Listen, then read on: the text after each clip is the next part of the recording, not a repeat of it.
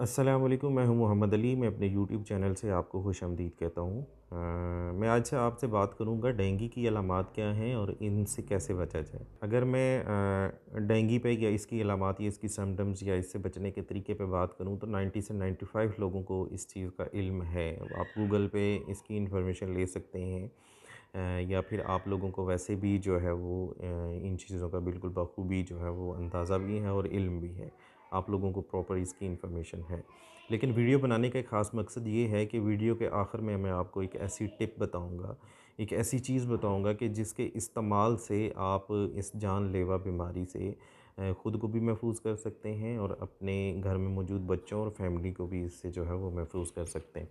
तो in short अगर हम इसके सिम्टम्स पे बात करें या इसकी अलामात पे बात करें तो बुनियादी जो इसके सिम्टम्स हैं सबसे पहले तो आपको आपकी बॉडी पे बुखार होता है, बहुत तेज़ शदीद तेज़ बुखार होता है। उस बुखार के साथ जो है वो आपकी आँखों के पीछे जो है वो एक शदीद किस्म का दर्द होता है और आपके जिस्म की पूरी हड्डियों में जो है ना वो एक पेन होती है। जॉइंट्स के अंदर पेन होती है, आपके बॉडी के मसल्स में जो है वो एक शदीद किस्म की पेन की लहर दौड़ रही होती है जो आपको डिस्टर्ब करती है। आपके अंदर एक वीकनेस होती है। वीकनेस की वजह ये है कि आपको भूख नहीं लगती, आपको कुछ खाने का दिल नहीं करता। फिर आपको सांस लेने में प्रॉब्लम आती है। तो कुछ इस तरह की जो है ना वो सिम्टम्स हैं जो डेंगू के अंदर जो है ना वो महसूस होती हैं आपको अपनी बॉडी पे। सिम्टम्स के बाद एक ये क्वेश्चन आता है कि इसकी मच्छरों की पैदाइश कैसे होती है।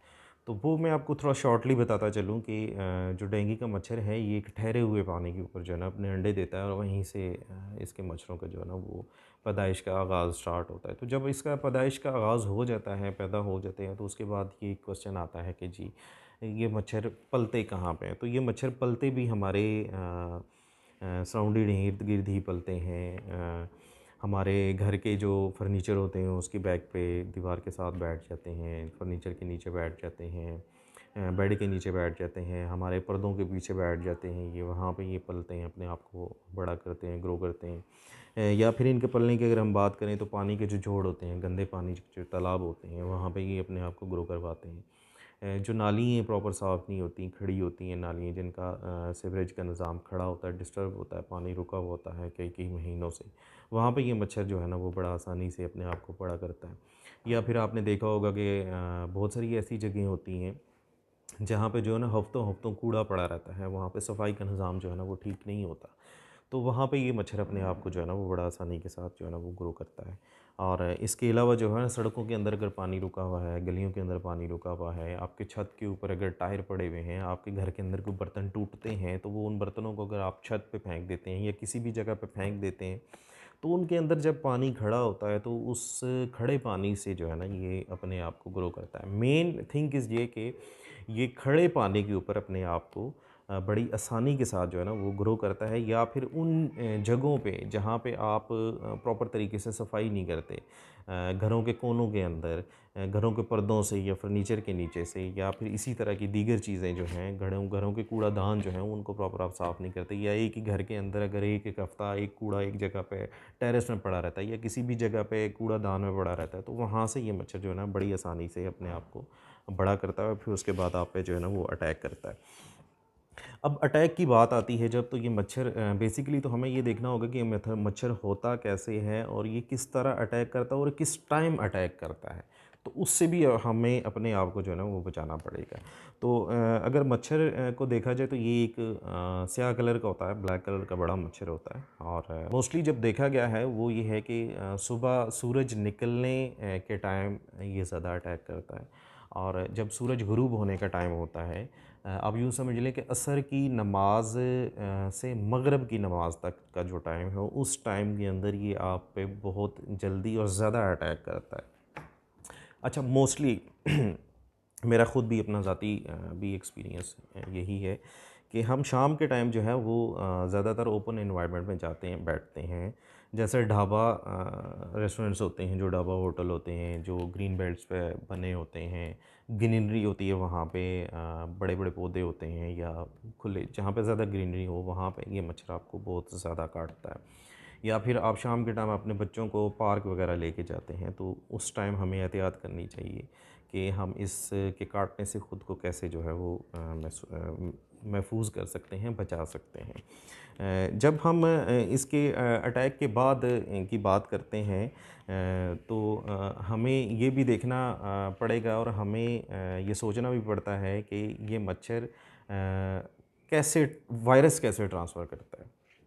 तो इसमें एक चीज़ मैं आपको ये बताता चलूँ कि मच्छर तो बहुत सारे काटते हैं, लेकिन डेंगू का मच्छर काटने से डेंगू कैसे हो जाता है भाई, ये एक चीज़ समझने वाली है।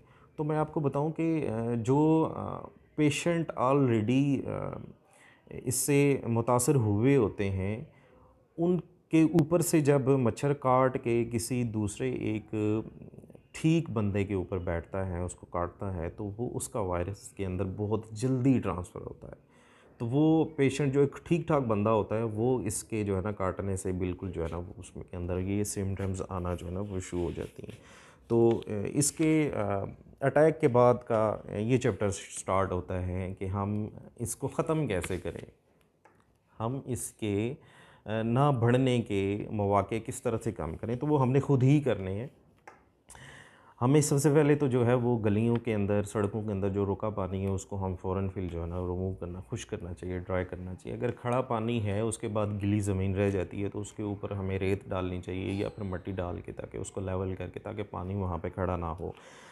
इसी तरह हमें जो हम अपने इर्द गिर्द कूड़ा करकट फेंकते हैं, वो उस जगह का हमें जो है ना वो प्रॉपर सफाई का इंतज़ाम जो है ना वो रखना चाहिए। फिर इसके बाद अगर आपके अंदर ये इस तरह की सिम्टम्स आना शुरू हो जाती हैं, तो फिर इसके ट्रीटमेंट का चैप्टर सब्जेक्ट आ जाता है कि आपने जो है ना वो अपने इस बीमारी को ख़ुद से कैसे इलाज करवाना है, किस तरह से जो है ना बचाना है। तो सबसे पहले तो आपको किसी अच्छे डॉक्टर के पास जाना चाहिए जो कंसर्न हो, स्पेशलाइज हो इस चीज़ का, उसको आप दिखाएं, उसके साथ मशवरा करें। और इस चीज़ को बिल्कुल लाइट नहीं लेना चाहिए, ये आपकी जान तक ले सकता है। अगर आपको मच्छर काट लेता है और आपको डेंगू हो जाता है, तो उसके बाद आपको ज़्यादा से ज़्यादा जो है ना वो पानी पीना चाहिए। एक चीज़ ये है कि जूसेस आपको जो है ना वो लिक्विड में ज़्यादा पीने चाहिए। दूध का इस्तेमाल आपको जो है ना वो ज़्यादा से ज़्यादा करना चाहिए। सूप का आप इस्तेमाल करें या अगर आप इसके अटैक में आ चुके हुए हैं। इसके बाद जो है ना वो एप्पल का जूस होता है, उसके अंदर आप कुछ लेमन के ड्रॉप्स जो है ना वो ऐड करके उसको पिएं और वक्फे वक्फे से आप पीते रहें। उससे ये होता है कि आपका इम्यून सिस्टम जो है ना स्ट्रॉन्ग होता है, आपके प्लेटलेट्स जो हैं वो ज़्यादा तादाद में बनना शुरू होते हैं या उनमें इजाफा होता है, जो कि आपकी इस वायरस के अगेंस्ट जो है ना वो फ़ाइट करते हैं और आपको बहुत जल्दी जो है ना वो इससे रिकवरी मिलती है। अच्छा, एक चीज़ का आपने बहुत ध्यान रखना है, वो ये है कि अगर कोई बंदा इसके अटैक में आता है तो आपने ये नोट करना है कि पेशेंट का जो टेम्परेचर है ना वो 102 से नीचे नीचे होना चाहिए। इससे ज़्यादा होगा तो फिर जो है ना उसकी जान को जो है ना वो ख़तरा हो सकता है। इसके बाद हम बात करेंगे कि ये तो हमने इसकी बेसिक जो हैं वो सिम्टम्स उस पे बात कर ली। उसके बाद हमने इसकी थोड़ी थोड़ी डिटेल, हमने किस तरह पैदा होता है, किस तरह ख़त्म करना चाहिए, ये सारी चीज़ें आपको गूगल से भी जो है ना वो इन्फॉर्मेशन मिल जाएगी। और इसके बाद हम अब मेन चीज़ पे आते हैं, वो ये है कि जो मैंने आपको टिप बतानी थी वो ये है कि एक केमिकल आता है परमेथ्रिन के नाम से, जो फार्मास्यूटिकल के अंदर भी यूज़ होता है, आपके वेटनरी के अंदर भी यूज़ होता है, जिससे इंसानों की भी दवाइयाँ बनती हैं और जानवरों की दवाएं भी उनसे जो है ना वो बनती हैं, परमेथ्रिन। डिस्क्रिप्शन में भी मैं आपको दे दूंगा। और ये केमिकल है, इसके इस्तेमाल क्या है, ये लिक्विड फॉर्म में होता है। और सबसे पहले मैं आपको बताऊं कि आपको ये इजीली मार्केट से, केमिकल्स की जो शॉप्स हैं वहाँ से ये केमिकल जो है वो आपको मिल जाएगा और कोई इतना हाईली एक्सपेंसिव भी नहीं है। आप इसको 95% भी ले सकते हैं। अगर 95% आपको इजीली नहीं मिलता तो आप इसको जो है वो वेटनरी ग्रेड भी ले सकते हैं, जो जानवरों के केमिकल्स में या जानवरों की मेडिसिन्स में यूज़ होता है, उस ग्रेड का भी जो है ना वो आप लेके आप इसको इस्तेमाल कर सकते हैं। अब बात यह है कि आपने परमेथ्रिन लिया, उसको इस्तेमाल कैसे करना है। अगर आपने अपने आप को पूरा साल इससे जो है ना वो ख़ुद को बचाना है, तो 2-3 तरीके हैं। एक तो ये है कि आप इस परमेथ्रिन को एक्टिव को लें, घर में लें और पानी के अंदर जो है ना वो एक इसकी ख़ास डोज़ेज होती है, वो उससे आप इसका डाइल्यूशन बनाएं और उसको किसी स्प्रे मशीन में या आपके घर में शावर होते हैं, वाटर शावर जो होते हैं उसके अंदर डाल के आप अपने पूरे घर को सैनिटाइज़ करें, पूरे घर को आइसोलेट कर दें इसकी स्प्रे से। अच्छा, इसकी स्प्रे से होगा क्या? अगर आपने पर्दों के बैक पे कर दिया तो मच्छर सवाल ही नहीं पैदा होता कि वहाँ पे आके बैठ जाए।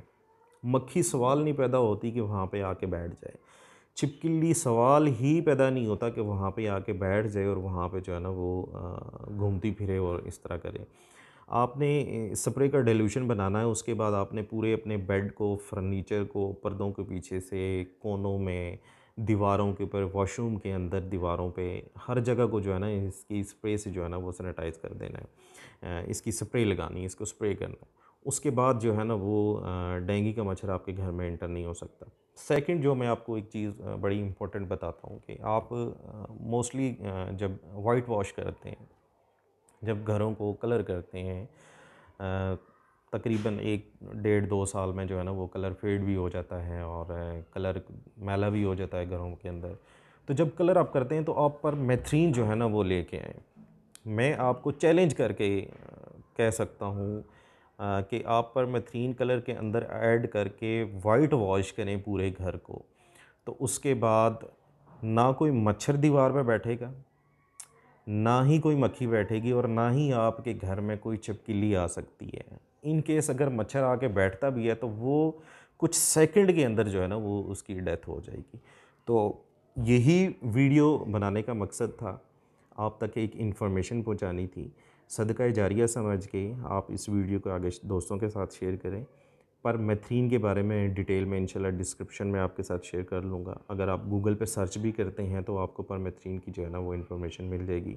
और दोबारा से आपको बताता चलूँ कि पर मेथ्रीन जो है ये आपको मार्केट में से बड़ा इजीली जो है ना वो मिल जाएगी। केमिकल्स की शॉप्स पे आप जाके जो है ना वो पर मेथ्रीन की डिमांड करेंगे तो इंशाल्लाह आपको ये केमिकल ज़रूर मिलेगा। आप इसको इस्तेमाल करें, अपने घर वालों को बचाएं, अपने बच्चों को बचाएं इस बीमारी से। और इंशाअल्लाह अज़ीज़ अगली वीडियो में मिलते हैं। अस्सलामु अलैकुम।